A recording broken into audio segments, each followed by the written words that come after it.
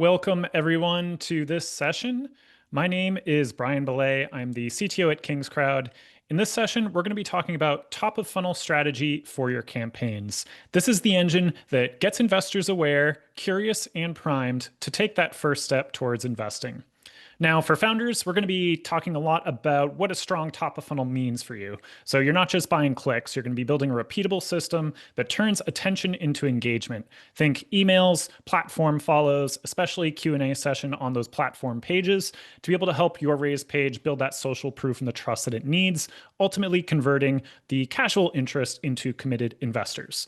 Now, if you're a platform or a professional here, top of funnel is also very important. It's in terms of the quality deal flow, sustaining that visibility, giving steady daily traffic, clean attribution, and consistent on-page engagement that keeps offerings discoverable and moving up the ranks. Last but not least, if you're an investor, I would actually urge you to stick around. Now, you might not think that the session top of funnel might not apply to you, but I think from an investor perspective, having an understanding of how the funnel works can help you to spot which phrases have real momentum behind them and which ones may struggle to get the attention needed to succeed, which ultimately matters in the end for you as an investor as you're trying to invest in those companies that are going to be successful. I'm going to welcome both of my co-hosts today. So I'm going to be acting as the moderator, and I will be joined by both Harrison Bert, who you saw in the last session, as well as Jason Fishman. Some quick introductions, and then we're going to dive into a couple slides that Jason prepared for us. So Jason Fishman is the co-founder and CEO of digital niche agency DNA. He's also a podcaster for the Test, Optimize, Scale podcast, and he leads DNA as one of the most experienced performance shops in the investment crowdfunding industry. They've run data-driven campaigns working with hundreds of brands, building full funnel systems that are compliant, scalable, and focused on investor acquisition, not just vanity metrics. Also, we're going to welcome back Harrison Bert. Hopefully you got to check out Harrison's session right before this. Harrison is the director of fundraising at StartEngine. So we met Harrison in the last session, but for those who are tuning in again, real briefly, Harrison is from StartEngine, one of the largest investment crowdfunding platforms, probably needs no introduction to most of you who are joining us today. He's going to be bringing the platform perspective on today's discussion in terms of what actually drives discovery and conversion on listing pages. Thinking about how do you get consistent traffic, watch lists, company updates, perks, all the different things. We'll be bringing that into today's discussion. And as I mentioned, I'm your moderator, Brian Belley from Kingscrowd. Now at Kingscrowd, we are very data-driven. We provide coverage of all of the investment opportunities across the investment crowdfunding markets. And today, as I mentioned, we're going to be talking about top of funnel. So to kick things off, Jason from DNA here has prepared some slides to talk about the importance and just kind of tee off the discussion in terms of top of funnel. Then we're going to be diving into some discussion between Harrison and Jason here that I'll moderate so we can get some real lessons and concrete takeaways for all of you to act on. Jason, I'll hand things over to you. Thank you, Brian. I want to start out by saying it's a privilege to be here with you, Chris, Connor, Sam, the entire Kingscrowd team. I am a big Kingscrowd fan. You guys have not asked me to say that, of course, but I deeply analyze the annual reports you guys put out quarterly, weekly. Already went through your Saturday report with my team this morning. Also, Harrison, honored to be here alongside you. Looking forward to speaking about marketing. And as you said, Brian, dispelling any rumors, misconceptions about how easy running a Reg CF campaign actually is. You guys mentioned I should make this educational and not just speaking from the cuff as much as basing it on our model. And that's exactly what I want to do. I want to be able to provide everyone who's tuned in today actionable insights, things you can do for your live campaign. If you're in planning, what you could put together so that you have a successful launch. And I mentioned those 2024 insights. They show 7% of issuers hit $1 million or more. They show that 50% really don't get past about 110K. I will tell you that StartEngine's median raise is, I believe, twice that amount, somewhere around there. But I've personally worked on over 500 of these deals at this point across Reg CF, Regulation A+, and Reg D. I've seen what works. I've seen what doesn't at different points in time. That's why we pay such close attention to the marketing, the success of campaigns outside of what we work on beyond our own deals. We do extensive data mining and put together audiences and find historical equity crowdfunding, investment crowdfunding investors to target with these initiatives and want to talk about top of funnel, want to be speaking about traffic sources and advertising, but I have to start that discussion with strategy. If I were to tell you, hey, run ads on TikTok or just get a budget going on Meta, spend with the financial email newsletter, I do not believe I am doing justice for your campaign. I think it needs to fit into a larger, overarching strategy. I've built a model called the 8-point plan. I've written articles about it, got some links at the bottom here, and I can, of course, send this presentation to anyone who reaches out. I have led a lot of workshops on this area alone of just putting together what I would call an algorithmic roadmap to your goals.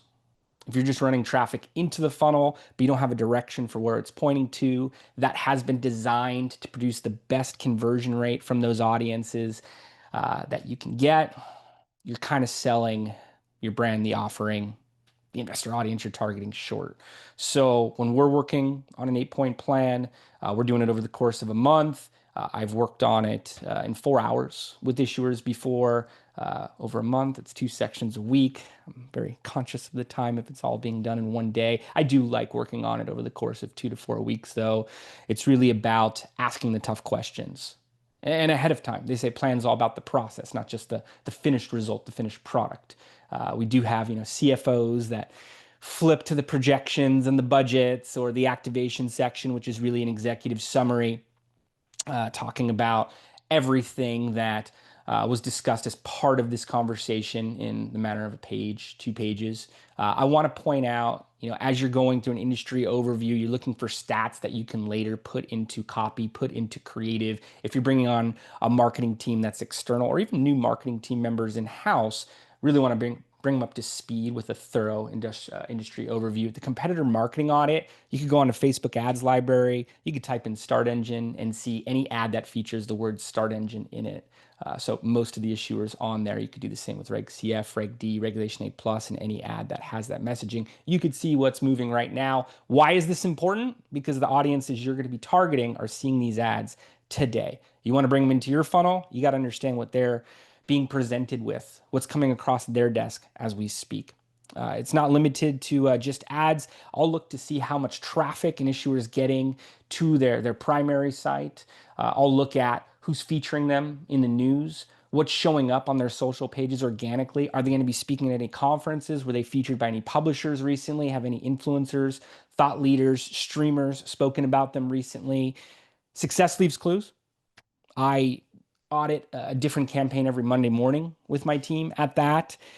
We want to be able to stand on the shoulders of the issuers that are seeing the best results in real time today. You can do this through your competitor marketing audit, and it gives you thoughts, it gives you inspiration for the top of funnel campaigns you'll be rolling out.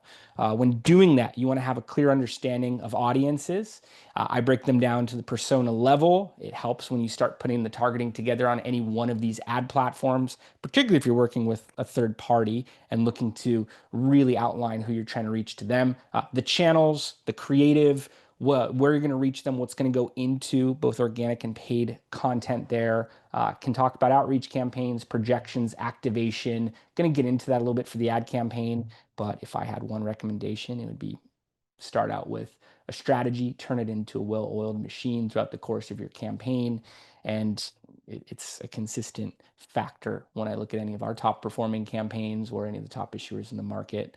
Content marketing, I'll speak to founders and say, oh, slow down. We're talking direct response ads, cost of capital. All I'm interested is investments. And I have to then talk about content marketing as the first item for the live campaign, post strategy. So statistically, a good content marketing funnel is going to produce a higher conversion rate. You can see a list of different content marketing items on this page, from email, raise page updates, social posts, webinars. Social, by the way, includes LinkedIn, YouTube, various different channels. It doesn't have to just be Facebook. Webinars, live events such as this. I've been a part of webinars that have raised over $1 million within a 24-hour window this year alone. I've been part of webinars that have produced hundreds of thousands of dollars during the webinar itself. Webinars, multiple this year alone. Long-form content, which you can splinter into the smaller channels, LinkedIn optimizations. It's going to be 7 touch points or more before an investor converts. Statistically, as a rule of thumb perhaps, you want to be intentional about what those audiences see when they're searching around and doing their own due diligence. And it gives you that opportunity to showcase all the momentum and traction that you have. You can look at content for the awareness stage, consideration stage, decision stage. I don't want to spend too much time here. I can talk for an hour about each one of these, a lot of different ideas. I would point you back to the competitor marketing audit. I'd point you to StartEngine's best practices, any portal's best practices in terms of what to put into your updates and other distribution channels, other places investors may find you when they're looking around, trying to get a better feel for who you really are and considering the investment. The funnel concept as a whole, it starts at awareness, top of funnel, consideration, still kind of top of funnel, maybe top mid funnel, intent, mid funnel. Those who intend to invest, only a percentage are actually going to get through that checkout process. You can get messaging, you get visuals out to them that do the trick from there. And you want to be watching the analytics closely. So if you could see behavior for some of the variants of audiences you're going after, you could do it for the others as well. After conversion investment, we'll see many investors participate. When I was tracking it close, about 10 to 30% participating multiple times in a Reg CF. Surely available for targeting for future campaigns as well, especially from your page engagement pixel audience, which I'll get to in a moment. But a lot of different ideas on this page for what you can include in that content. Let the competitor audit really guide you, though.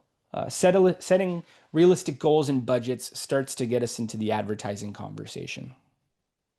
I'm an advertising guy. That's how I was brought to the world of investment crowdfunding, working on Reg D campaigns, tapping into third-party audience data vendors and people I knew to reach high net worth, high household income audiences. Started with programmatic ads, display banners, moved to social ads, which for many platforms allow the use of a pixel tracking. When you're setting your budget, you're looking at your multiplier.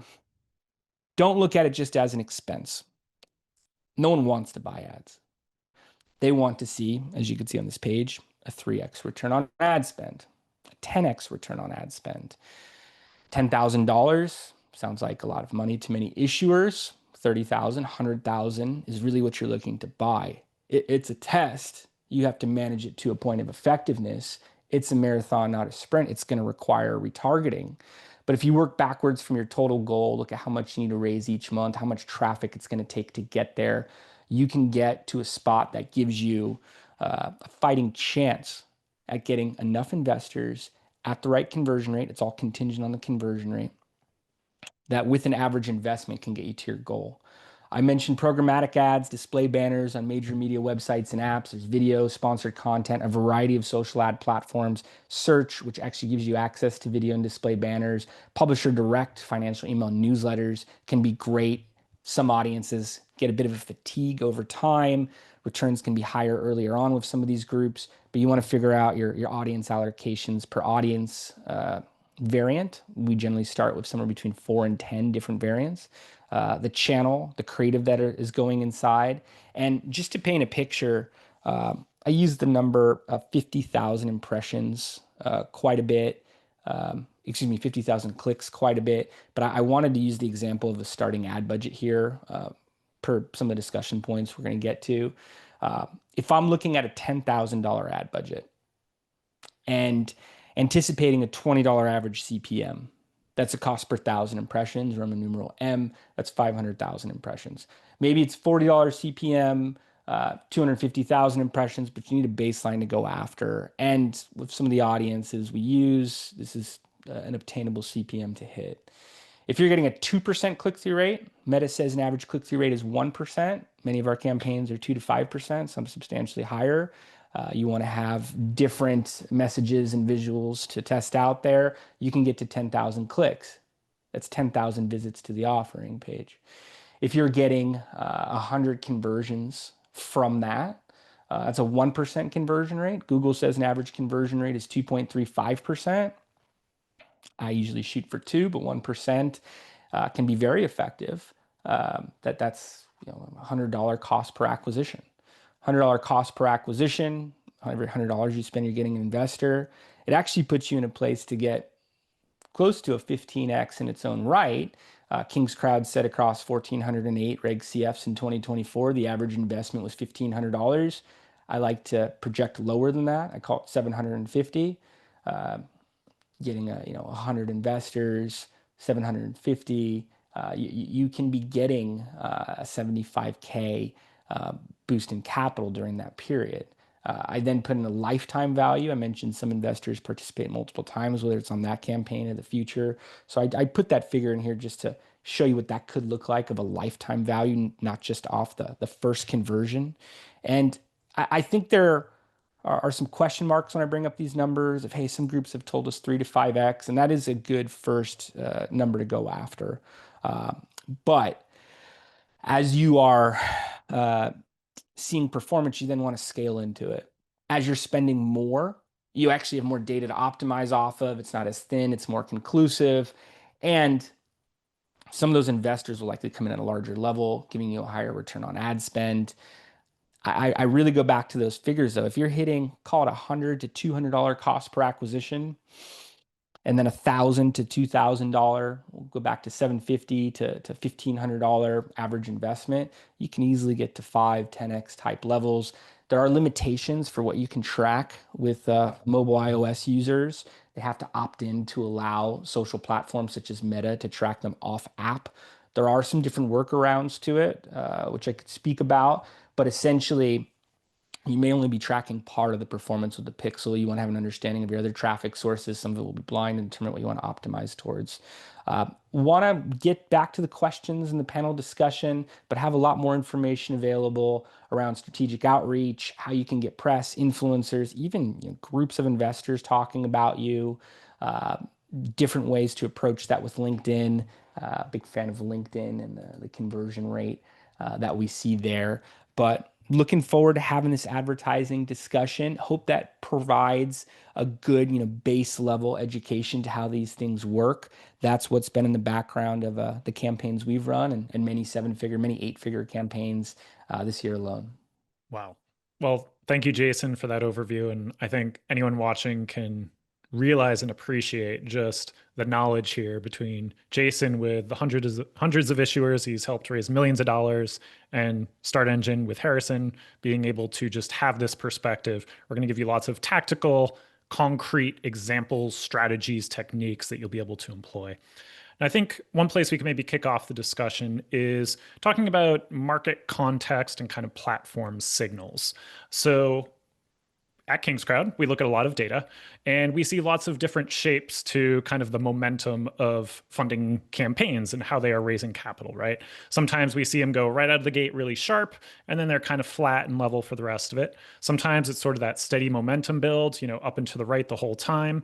Now, when we look in aggregate at a lot of the raises, we at Kingscrowd have noticed that especially the first couple weeks, so talking about first 14 days, 21 days, can be really important, especially if it's smaller raises, right? You kind of get a lot of momentum. It helps you build a lot of credibility and trust. And so, Harrison, I want to welcome you to the conversation from a platform perspective, right? When we're thinking about what types of funding platform metrics and signals kind of correlate with that momentum, whether it's early momentum or later on, how do you think about things in terms of follows or number of, the watch list, referrals, discussion on the Q&A page? Maybe you could just introduce us to some of how you think about that. Yeah, it's a great question. We're looking at all those signals, and I think the way we look at them is different based on the phase of the campaign. So typically, right, as you noted, you guys see a lot of raises on Kingscrowd, and Jason and his team see this as well, where in the first 2 to 3 weeks, when you're going after the people who already know you, already know your founding team, already know your company, already know your brand, it may not take them as many touch points to convert as someone who's seeing this investment opportunity or seeing your brand, your company raising for the first time. So we tend to find that you're more looking at dollars raised and number of investors coming in, and maybe the first 2 to 3 weeks, knowing that that initial momentum should be and typically is heavily reliant on a founder's and a company's existing community. Once you get to the middle kind of week 5 onwards into month 2, month 3, that's where we like to look more directionally at, okay, our campaign page views, so clicks from ads that DNA would run, trending up week over week. Is that translating into followers? And then as we look over maybe a 14 to 30 day period, are those followers converting into investors? But we tend to see the highest sort of conversion rate and momentum of followers turning into investors when you finally see that investor life cycle come to a close. That will almost always happen towards the end of the offering when you're able to say, we're closing this campaign soon. This is your last chance left to invest. Yeah, nothing like a little bit of scarcity to get people off the fence, right? So, Jason, from your perspective, and you were alluding to this in your intro there, how do you then start taking all these platform metrics and translate that into kind of upstream media tactics, right? How do you kind of continually build this flywheel as you're getting more data, you're feeding that back into the top of funnel to make sure you're having a really good return on ad spend? Sure, sure. Well, I like how you place the emphasis at the beginning of the campaign. When I look at crowdfunding best practices, I'll see recommendations come up around reward crowdfunding. And I like making the contrast because reward crowdfunding, you're talking about a 30-day run in most cases. The first day, you typically have to hit a third of the goal or more to be able to set you on the right trajectory to hit the whole thing in that sprint of time.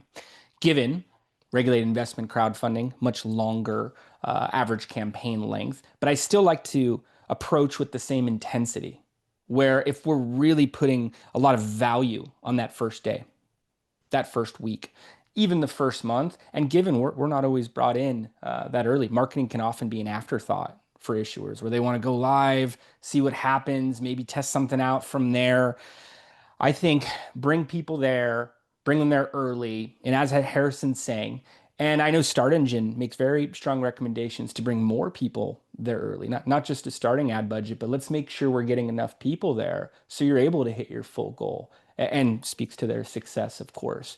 If you're bringing people month 1, they may not invest until that closing messaging, that fear of missing out really kicks in.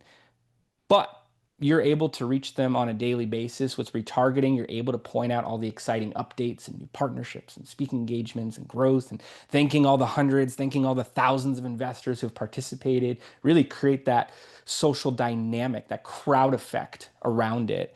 If we're limited to upper funnel and mid funnel metrics, meaning impressions, CPM, cost per click, who's getting from one stage of the funnel to the next. We kind of have to optimize off that. Ideally, we're seeing a good cost per acquisition of each investor, and we're able to start optimizing towards the top performing ad sets, the top performing creatives within those. We can move traffic campaigns where we're getting a lower cost per click and getting more people there for a lower price to conversion campaigns. And then if we're seeing that work, we want to start making recommendations to scale. So even a crawl, walk, run type of approach towards marketing and test budget can get to much higher levels from there. Ideally, in a perfect world, we're closing the campaign before we get to that end date. Although we do see a lot of investments occur when it's closing messaging time. I don't think any founder wants to keep their fingers crossed and hope it all occurs. Current events, different things that show up in the news could affect that. It's like, hey, let's close early. Let's hit them with selling out type messaging, and now is the time. So it's all in the analytics. The lower we can get with the optimizations, the better. I'm curious, from both of your perspectives and all the different clients and issuers that you've worked with, do you have an idea of the typical kind of investor journey in terms of how many touch points is it? Like, is it someone lands on the page and wants to invest right that day? Or do you find that you got to find them, retarget them, nurture them, and they end up investing a week or 2 weeks, or maybe they wait until it closes? Harrison, what do you see on the platform side in terms of the investor journey? We see very similar data to what Jason alluded to. I think you said 7 touch points on average, Jason, very similar to what we see on our platform, where it's right bringing someone in the funnel. Maybe it's hitting them with an ad, maybe it's hitting them with an email that you send to your existing community, and then they may follow the campaign. They need to get served a few updates over a couple weeks. They get retargeted with an ad. Oh, we've crossed $500,000 raised, and now you see that social proof that finally gets you sort of over the ledge to invest. And I think sort of aligning with those similar touch points, a timeline as well, where it could be anywhere from 14 to 30 days from a first touch point of attribution to when someone actually converts into an investor. Wow. Yeah, and depending on the campaigns, we tend to see, call it 60-day average, campaign length, sometimes 90 days, depending on the reg type. But Jason, anything else? I mean, in terms of investor journey that you think is really critical or that you've noticed through all the, different brand work that you've done? Sure. I definitely agree with the timelines, sales cycle that Harrison was pointing out there. The other thing I want to mention is the content, whether it's organic or showing up in the retargeting ads, can really create a spike of new investors all at the same time. So, as you could imagine, if you were to say, hey, uh, one of the founders of these major tech companies just invested. Steve Wozniak invested today. I'm just throwing a random name out there. It happens with Mr. Wonderful on the StartEngine campaigns. You see a flood of new investors come through. There's a saying I've heard on a panel: if everyone wants to be first, to be second. Old, VC adage where they'll see a major name, a major fund, family office come on board, and the next day, we'll call it, a lot of investors come through. Oh, they invested, I'm getting on board. We want to get in on this. I would see it happen with celebrity investors and part of the Los Angeles tech community years back. Part of what got me involved is investment crowdfunding at that. And you can create that with the content. Uh, it's what you're getting out there, and you want to be looking at it as tests. So if you could see things that are working, you could do more of it. You could find more of these very notable investors or these financial publishers, these conferences. We see it happen with the milestones, of course, over $1 million raised, over 100 investors, 500 investors, 1,000 investors. We work with issuers on the Regulation A plus side where it's tens of thousands of investors, one over 50,000 investors. That ad creative, we're anticipating a higher response, both on the click through and conversion rates, than we would one that does not have as meaningful of an announcement to come out. Hmm. Yeah, and so I think one topic I want to touch on that you are making me think of, Jason, is I hear often from people who are maybe just looking at investment crowdfunding for the first time or considering it, it's like, well, don't I really need an existing audience? Don't I have to be like a consumer brand or have a huge following to be successful? Harrison, from your perspective, I'm curious if you could share, is that actually the case, or are there case studies and examples out there that proves the counter to that? You definitely don't. Some of the largest raises we see, some of the ones Jason's worked on, have no consumer-facing side of their business, and they're totally B2B. And there are these super interesting, complex technologies, and they raise tens of millions of dollars. And I think we've seen that maybe emerge as more common in the crowdfunding space, especially since 2021, 2022, where it's becoming more open, more accessible in terms of the companies that can utilize this as an avenue of capital raising. And with groups like DNA, you don't necessarily have to come in with a 50,000 person customer list and a 100,000 person email list to market to off the bat. There are other ways you can drive eyes and drive traffic to your campaign. And then to Jason's point, it really becomes an equation where if you're assuming a certain conversion rate, if you can drive 100,000 people to your campaign page and they're going to convert at 1 or 2%, you're going to raise some serious capital. Yeah. Jason, do you have any kind of concrete examples you might be able to share just in terms of an issuer's coming to you and they're like, hey, listen, we don't have a huge community. We have kind of a small list. Maybe we're consumer, maybe we're B2B. How do you help in building the cold audiences for that person and driving more top of funnel traffic? Sure, sure. One of my favorite examples to share, which is a StartEngine issuer, I could think of others that were stuck under 50K, maybe 36K, started bringing traffic over with investments after the founder, kind of wore out their existing audience, and they were able to scale to seven-figure, multiple seven-figure. Even have one where it was 36K and went to 5 million on a later round, but went to 5 million, over 10 million to date. One I like to share on StartEngine. Um, Very fulfilling one for me. Issuer called Life Imaging. And Life Imaging was basically stalled at 105K. This is a few years back. But they said, hey, we went to our entire first three network, customers, email list, let's start running some advertising. And, entry level ad spend, I think it was a 2.7x return on ad spend the first month. Leaned into it further. Campaign wide, it was over 13x return on ad spend on pixel data. They had maxed out their goal, 7 figures. And the reason it really left an impression on me is I've visited their practice in Florida. They do early stage detection of cancer and heart disease. And there's all these pictures on the wall of lives that they've saved, in their words. Hey, this was found. They were able to do these things ahead of time. They're still alive and with us today. And they had told me during the campaign, after the campaign, not only were we going to quit equity crowdfunding, we were going to go out of business. And with the funding, we were able to continue. With that success, we were able to bring on new locations, franchise partners, all these different things. I think they're on their 4th location now in Florida, doing very well. We continue to do quarterly updates over webinars to their investor audience. And again, that's a group that figured, hey, not only is our audience not responding anymore, this isn't working for us. So there's always new traffic sources. I do recommend, really, really go after that first degree network, friends, family, past employers, past employees, past partners. I've talked to founders who said, hey, I reached out to fraternity brothers I haven't spoken to in 30 years. I've been on panels where other panelists have said, if your mom doesn't want to invest in you, why would I want to invest in you? Meaning make sure everyone in your circle at least has the opportunity to move forward at a minimum level. Yeah.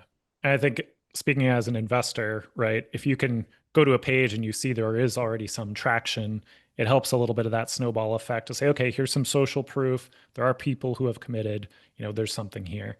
In terms of actually getting into some of the tactics, when we're thinking about budgeting for advertising and marketing spend and and pacing it over the course of the campaign, Jason, maybe you could give us a high level overview. Like, how do you think about setting daily caps? How do you know if something's working or when to kill an ad and switch to another one? Do A/B testing, learning budgets, anything you want to talk about there?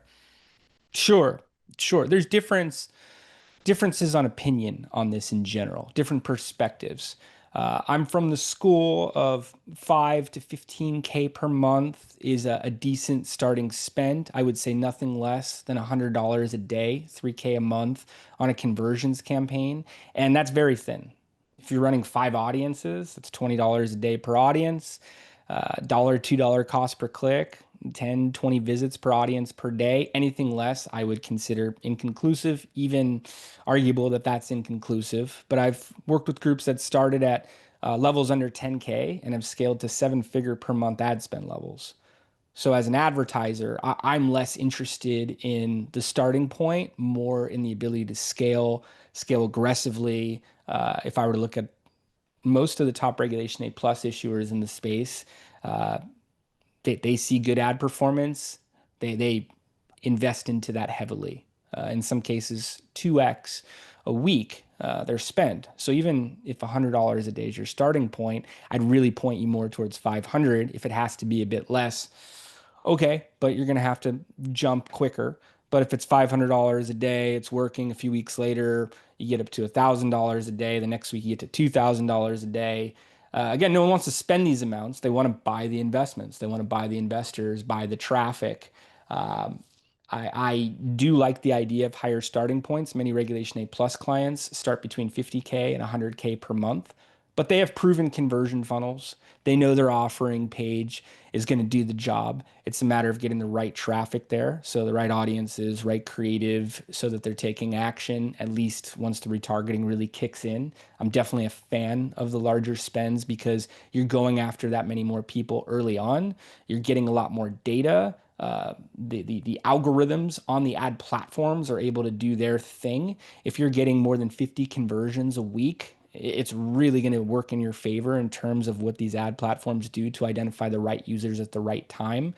That being said, name of my podcast, something I say a lot is test, optimize, scale. If testing comes in at a lower point for a given channel at a given time, we're optimizing towards it. You have to scale more aggressively. But everything's just a test until it's validated with performance. Yeah. How about you, Harrison, on the platform side? Are there goalposts that you're typically aiming for, helping issuers, kind of suggesting? I know StartEngine does everything from huge Reg A raises, including your own, to small Reg CF. So I'm curious, what are sort of the goalposts that you set there for issuers and expectations? Yeah, similar comments to Jason with a few things I'd add as we're talking higher level with issuers, as we're sort of introducing the idea of ad spend as we're gearing up to launch a raise. We typically frame it as a cost of capital percentage, right? Reinvesting a percentage of your rolling closes. And once you know what each of those rolling closes is going to look like on a biweekly basis, then you can say, okay, I'm raising enough where I could spend 5,000 a week or 10,000 a week or 15,000 or sometimes less than that.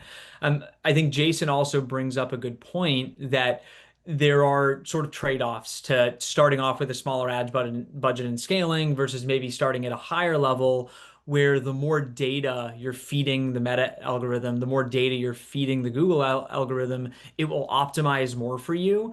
And you kind of want to be at that spend point where you're driving enough views or clicks or conversions so those algorithms can truly optimize and ideally give you better performance. The one other thing I'd add is something that we've sort of run into in the past, which I think is really important, especially for larger issuers, maybe Reg A offerings to consider, is it's hard to scale like really quickly in a 1 week or a 3 day period. So as you're gearing up and you're saying, okay, I want to go out and do a $5 million Reg CF, for example, you're going to have a hard time spending maybe 5K a week for most of the campaign and then ramping up to 50K a week during your 30-day closing period. You want to be a little more intentional and almost lay the building blocks of building up that scale. So you're doing it, to Jason's point, in an optimizable way, and you're not getting, right, maybe your account or your spend shut down on one of these advertising platforms because you're scaling too quickly and almost trying to catch up to scale at the end where you really want to pour fuel on the fire, which is during the closing period. And that's where we tend to see the highest return on ad spend and the highest conversion rates is when you can add in that urgency messaging. Makes total sense. So I'll probably come one more question for each of you. I want to leave some time at the end for some audience Q&A as well. So if you have any questions you want to ask Jason and Harrison, two of our experts here, pop it into the Q&A and we'll get to those. So let's talk about kind of creative and actual landing pages, well, offering pages that convert, right? So Harrison, I'll toss it back to you. When you look at StartEngine and all the hundreds of offerings that you guys have done, do you have data or have you even seen anecdotally just in terms of what on offering pages helps to build credibility and create investor conversions, investors who are willing to invest? I'll answer that in two ways. When we look at heat map data on standard StartEngine campaign pages, the order and the structure of them, right, is sort of the same across a lot of our offerings. People are spending by far most of their time looking at the three reasons to invest that are at the top of your page, and then the founding team, which is right below that. And after looking at just those two sections, they're making a decision whether to click invest or click the follow, click the add to watch list button or not. So we find a very small percentage of traffic is actually digging into the weeds below the folds of sort of the story and the pitch and the differentiation and the total addressable market.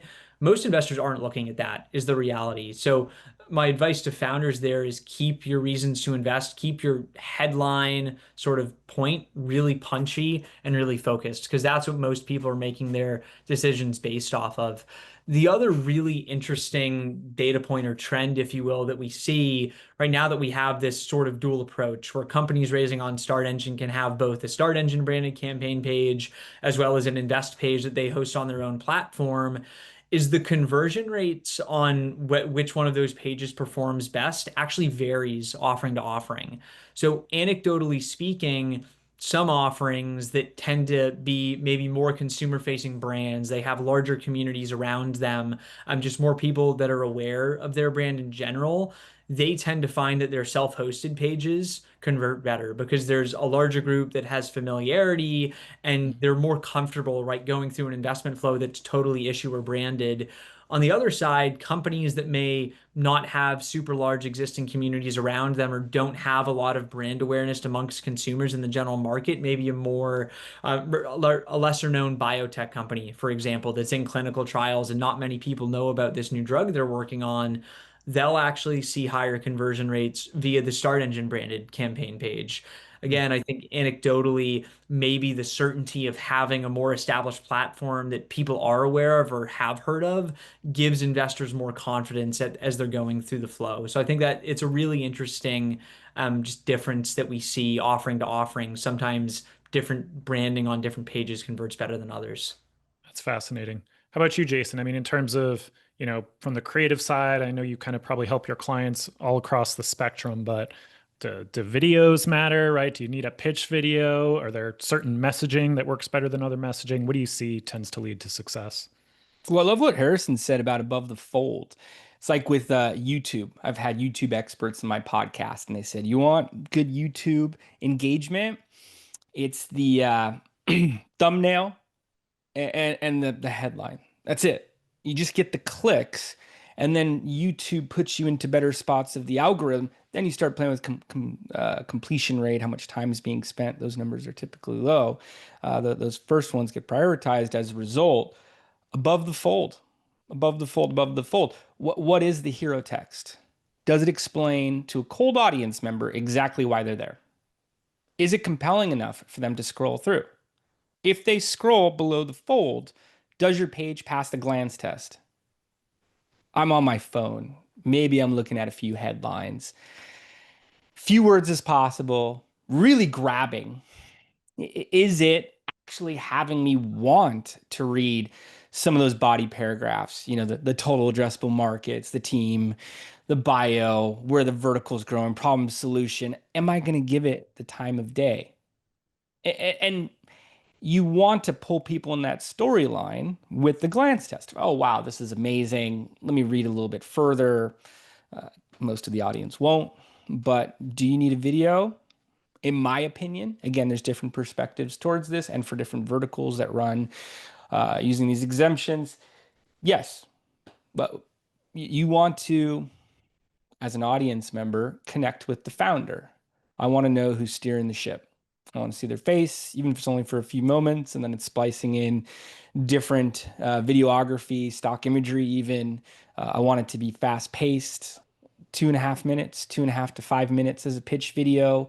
But even if I only watch 20 seconds, I want to get a good gist of it before I start going to the offering page. Lots of text overlays, lots of numbers. Investors love numbers. I want to be able to repeat those measurements to people around me. That's my goal with a good page, is to get an audience not only to understand what you do and to the point of action, but for them to actually repeat it to their friends, their family, their first screen networks. I want to be able to tell a client when I'm golfing with them on Friday, hey, have you checked out this other campaign? I actually invest in it. You should check it out. It's up your alley. You'll be into it. I subscribe to different methods, such as the 313 method, where you break what you do down into 3 sentences, then into 1 sentence, then into 3 words. Each word should serve a purpose. What could be said in 3 sentences, unless it needs to be that length, should be written in 1 sentence. Every word on the page has to be there for a reason. Every graphic, every visual.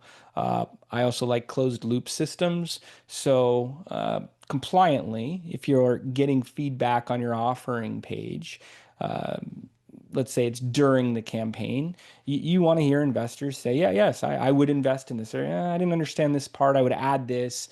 I would layer in as much social proof, as much third-party validation as possible. People don't believe what they see online. They certainly are skeptical around investment opportunities and things that could take their money, their portfolio away.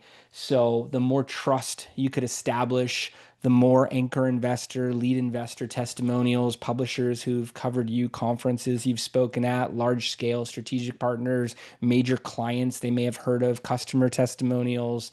It could be every other section. I mean, landing page best practices, that's often what's being brought up and shows a boost in conversion rate when added. So I would take all those things into account and look at the top campaigns on StartEngine. Look at the top CFs in general. Look at the top Regulation A plus issuers. Look at the top self-publishing campaigns as well as the ones that are on the portals and whichever route you're going towards. Look at the Reg D campaigns, which carry a larger sales cycle and a much larger entry point in terms of investment. The ones that are actually moving, the ones that are serving ads, that have been doing this for years. And use that inspiration. Ask yourself, if I was a cold audience member, if I was a prospective investor, and I was thinking about putting funds into one of those, would I care about this page? Would I move forward on it? Would I actually put my personal and financial information inside of it? I think it's fascinating. I mean, something you said, Jason, right? Pulling up, taking a look on your phone, right? 10 years ago, that was not something that was possible. You were not looking for investments and private, opportunities on your phone. And nowadays, I think it comes up in discussion. You're just, out at dinner with some friends or you're playing a sport and someone's like, hey, I invested in this company. Have you heard of this? No, that sounds cool. They're going to pull it up and look at it right there, right? So it's all these different modalities and different channels that investors and potential investors are coming through today. And it's something that, like, all of this that's been enabled through the Jobs Act really has just kind of completely shifted the whole investment landscape in terms of the way that people used to invest does not look like what it is today. I want to make sure we get to some questions. We have some audience Q&A. So Harrison, I'm going to toss this one over to you first. So there's someone who is looking at 3 to 6 months as the ideal Reg CF raise. Is that enough time for a full marketing campaign with ads? Or Jason, feel free to chime in as well. Generally speaking, it is. You'd want to look at how much are you trying to raise as well. I would say that's maybe a little short for a $5 million raise, and probably more than enough time if you're raising $500,000, maybe even less. But as we've talked through, when you assume a typical investor life cycle is maybe 2 to 4 weeks, you want to give yourself enough time to build up enough investors in the funnel, right, where they're all taking 2 to 4 weeks to convert, and then making sure you've built up a large enough funnel. So as you start converting people, and by the end, in the last 30 days, 45 days, whenever you start using urgency messaging, you sort of give yourself enough room to raise what you're looking to raise. The projection and the baseline we like to use is your net number of followers. So everyone who's in your funnel, meaning they've either followed or they've started the investment process but haven't converted to an investor yet, as a pretty conservative baseline, about 10% of those net followers should convert by the end of the raise. That's an awesome stat. I mean, do you find also, so there's another question, there's different ways of hosting investor webinars, right? Getting info out there, obviously being compliant, right? Making sure everyone's following the regulations. But do either of you find that kind of auto webinars or maybe pre-recorded ones versus, live webinars, right? Do you find that one is better or worse than the other? It's all a matter of how you're using it. Oh, Harrison, you want to hop in? Yeah, go ahead. All matter of how you're using it. I'm a bigger fan of the live events. I've had founders stay on for 2.5 hours after the webinar answering questions for investors. And I've seen it managed as a group pitch. We do that for some Reg D issuers on a very frequent basis. I think it allows for a lot more engagement and immediacy. That being said, if you have enough traffic going to a landing page with recorded webinars, it could account for far more volume and be a really good mid-funnel tactic to get a higher conversion rate. So there's not one way to do it. I would test both and see what's producing for you. Good to know. Jason, another question for you. So from your experience, how effective are cold email campaigns in driving investor conversations and commitments for capital raises? Sure. So for me, it goes back to the same numbers. If, I want to get 100,000 people there and it's a $2,000, called a $2,500 average investment for each. Sure, that could get me to $5 million, but I need to get 100,000 visits to the offering page. So is a cold email campaign going to produce that? It could. You'd need to send millions of emails. What is it? You probably need to send 5 million emails, something along those lines. I mean, maybe you're getting 2% click-through rate on the emails. It could be less for cold email. You could offset things by having some very large investors come out of that. You get a $1 million investor, 100K investor, or something that's brings up your average altogether. You could absolutely test it out. I found advertising to be more consistently tied to performance. You can also follow up more aggressively with advertisements, where if I get an email from someone every day, I'm probably not going to pay attention to it after a week or two. If I see an advertisement every day, it creates more of a sensation of, wow, I keep seeing these guys everywhere online. That's what the investors tell founders. I forget where I saw you. Just everywhere I was going online, it seemed like people were talking about you. They don't necessarily associate it with an ad. Uh, I found the cost per click, and more importantly, the behavior, the conversion behavior, to be more impactful from ads. Uh, that being said, there are campaigns that have built their model on that. So, test it out intelligently, look at the data closely, and do more of what's working. Cool. So here's an example of a B2B company. Let's assume they're running a raise. Do you have rough guidelines in terms of like what percentage of marketing spend they would spend in, say, the first third of their campaign versus the middle versus the end? Does it look even kind of across? Harrison, I think you were kind of alluding to some of this before as well. Yeah, I'd love to hear Jason's thoughts on this as well, but probably not even where it's kind of slowly ramping through the offering, where first month, lower ad spend, you're testing, you're optimizing, you're scaling, to use Jason's moniker.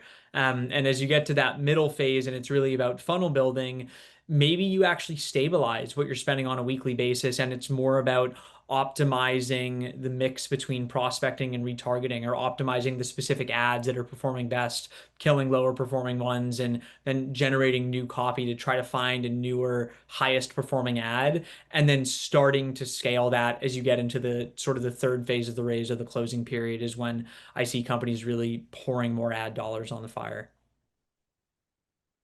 Does that resonate, Jason? Absolutely.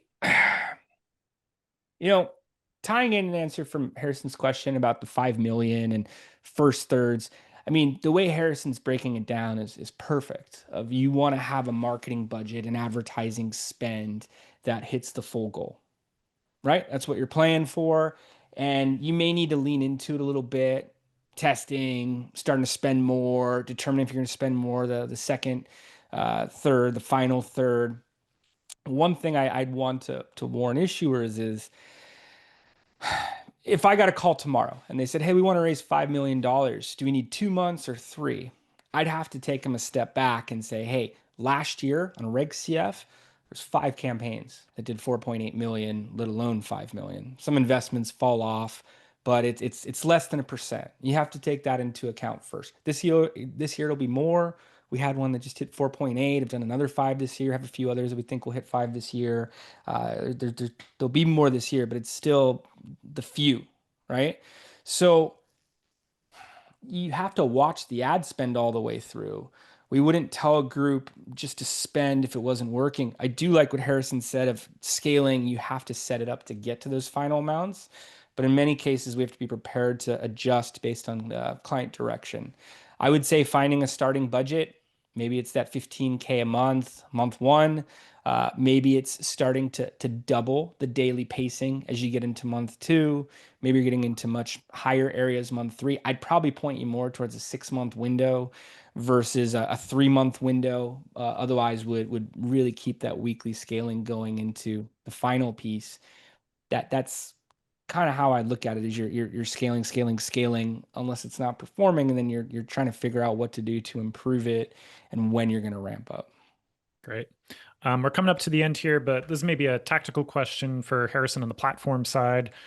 How much, and I'm sure it's within probably the regulations and what's allowed, but like how much flexibility when an issuer is building out a campaign page do they have to do certain things to improve conversion? Like, for example, I don't know if I've actually seen this, but if there's pop-ups, right? If someone goes to leave the page or something and it pops up and it says, hey, follow this company, are issuers able to do that, or are there limitations on what they can do? There are definitely limitations from a compliance and a regulation perspective. I think that's why, for campaigns that are driving a lot of traffic and spending on ads or driving organic community, whatever the avenue is, the self-hosted landing pages provide a lot more creative flexibility as well as tech flexibility than a standard campaign page on any community-based marketplace crowdfunding platform like StartEngine, like WeFunder, like some of the others. So we like constantly A/B testing, adding pop-ups to maybe book a call, right, with the CEO or book a call with the team, adding a pop-up to put in your email, your name to get ongoing updates from companies. A lot of creative flexibility with self-hosted landing pages. Great. And Jason, any last words? There's a couple questions too in the chat, so we can make sure we'll pass along, some of the contact info. Looks like people are interested in just learning more about DNA, but any last words, parting words before we head over to the next session? You're muted. Yep. Classic ending there. Almost Do made it. more. When I look at campaigns, it's million not that they marketed too much. If I'm looking at groups that hit 3.5 million, but not the full 5, or are stuck at 1.7 million, let alone the ones that get caught in the 300 to 500K area, I don't think they're putting together a plan. I don't think they're, per Harrison's recommendation, determining exactly how they're going to get all the traffic that they need, that if it comes in at an average conversion rate, an average investment value, can substantiate their entire goal. So don't just put your toe in the water, see what happens. Take it seriously for your brand, your product, your team, your raise, your customers, your clients, and really build an infrastructure that's going to get you to the full amount. Study Kingscrowd. Really look at what's moving in the market. Don't just feel that you have a better offering because of your product, but because of the actual investment opportunity you're presenting and what you've audited about their marketing campaign and what you're rolling out that's going to compete against them to investors, even if it's in another vertical. Talk to Harrison at StartEngine. He said in the last presentation, they'll speak to anybody, which I applaud. We do the same thing at DNA. There are other marketing agencies in the space. Talk to them.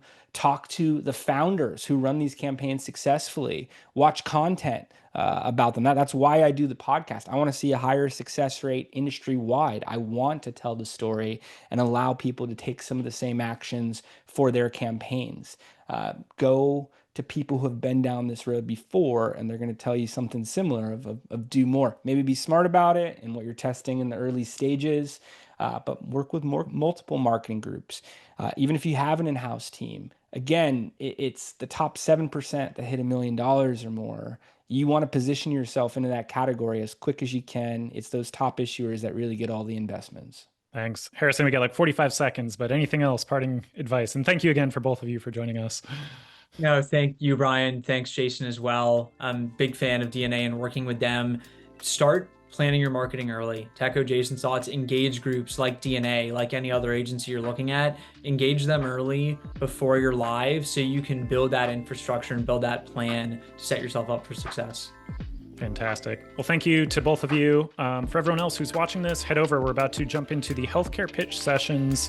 So that's going to be happening in 10 seconds. We'll see everyone over there and we'll join you. Hopefully you'll join us for the rest of Investment Crowdfunding Week. Thank you again for joining us.